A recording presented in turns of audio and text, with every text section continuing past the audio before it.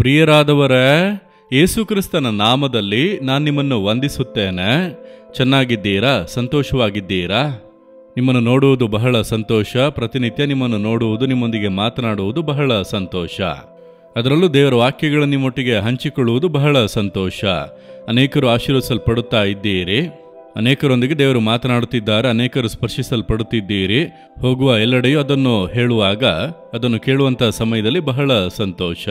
ಸರಿ, ಈ ದಿನದಲ್ಲಿ ಕೂಡ ದೇವರು ನಿಮಗಾಗಿ ಯಾವ ವಾಕ್ಯವನ್ನು ಇಟ್ಟಿದ್ದಾರೆ ಗೊತ್ತಾ? 1 ಥೆಸಲೋನಿಕದವರಿಗೆ 5ನೇ ಅಧ್ಯಾಯ 15ನೇ ವಾಕ್ಯ.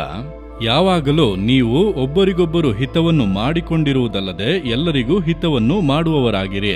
ದೇವರೇನು ಹೇಳುತ್ತಾರೆ? ನನ್ನ ಮಕ್ಕಳೇ, ಯಾವಾಗಲೂ ಕೂಡ ಹಿತವನ್ನು ಮಾಡುವುದಕ್ಕೆ ನೀವು ಪ್ರಯತ್ನಿಸಿರಿ, ಅಂದರೆ ಒಳ್ಳೆಯದನ್ನು ಮಾಡಿರಿ.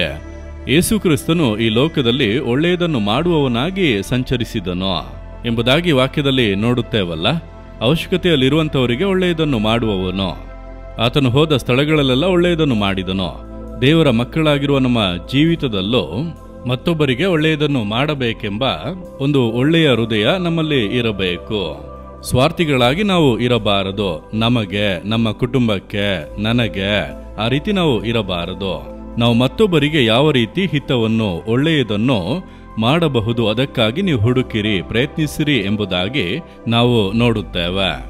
ಕೊಯಂಬತ್ತೂರಿನಲ್ಲಿ ರಂಜಿತ್ ಎಂಬಂತ ಒಬ್ಬ ಸಹೋದರ ಇದ್ದಾರೆ.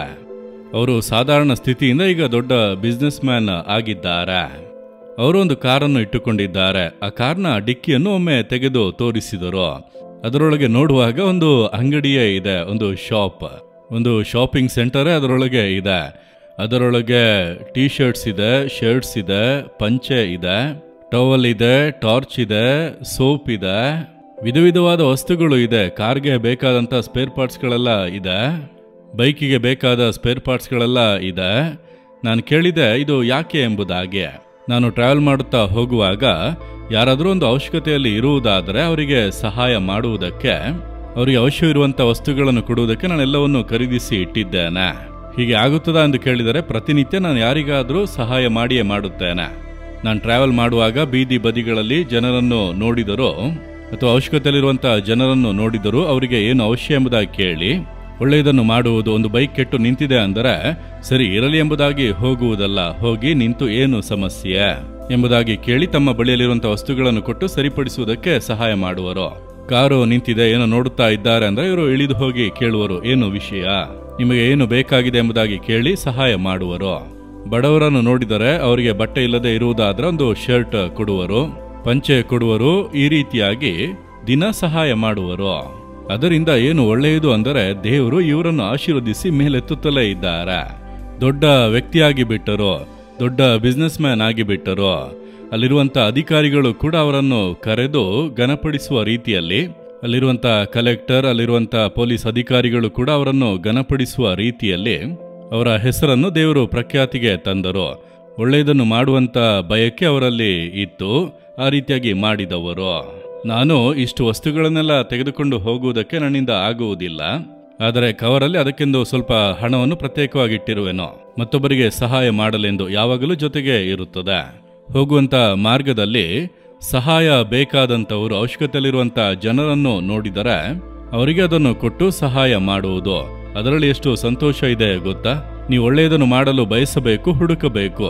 ದೇವರೇ, ಇಂದು ಯಾರಿಗಾದರೂ ನಾನು ಸಹಾಯ ಮಾಡಬೇಕು, ಅವಶ್ಯಕತೆಯಲ್ಲಿರುವಂಥ ಜನರನ್ನು ನನಗೆ ತೋರಿಸಿರಿ, ಅವರಿಗೆ ನಾನು ಒಳ್ಳೆಯದನ್ನು ಮಾಡುತ್ತೇನೆಂದು ಪ್ರಾರ್ಥಿಸಿ ಹೋದರೆ ಅವಶ್ಯಕತೆಯಲ್ಲಿ ಇರುವಂಥ, ಸಹಾಯ ಬೇಕಾಗಿರುವಂಥ ಒಬ್ಬ ವ್ಯಕ್ತಿಯನ್ನು ದೇವರು ನಿಮಗೆ ತೋರಿಸುವರು.